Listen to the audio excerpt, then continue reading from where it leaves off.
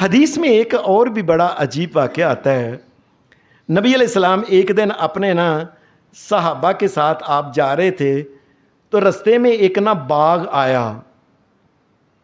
ایک انصاری کا باغ تھا. جو مدینہ کے رہنے والے جو تو لوگ تھے ان سب کو انصاری کہتے ہیں. وہاں ایک اونٹ بدھا ہوا تھا.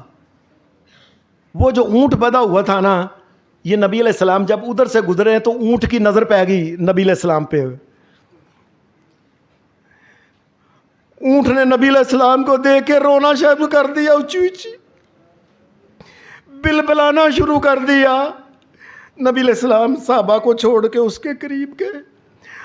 اونٹ نے گردن نیچی کی, نبی علیہ السلام نے اس کے کانوں میں آپ نے ہاتھ پھیرا, کانوں کے درمیان سر کے اوپر, اور وہ اونٹ جو تھا وہ بلبلا رہا تھا, کچھ کہہ رہا, پتہ نہیں کیا کہہ رہا تھا. اللہ شہنشاہ کائنات نے جو وہ کہہ رہا تھا محمد الرسول اللہ کو سمجھ دے دی. وہ بلبلا رہا تھا اور رو رہا تھا.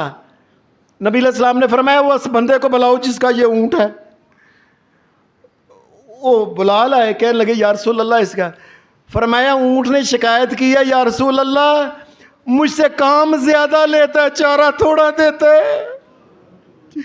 میں آپ کو دیکھا تو میں نے کہا آپ کو ہی کہہ سکتا ہوں, میں اور کسے کہوں. کون سننے والا ہے؟ اسلام جو ہے یہ سنتا ہے کمزوروں کی, غریبوں کی, ماڑے لوگ اور بڑے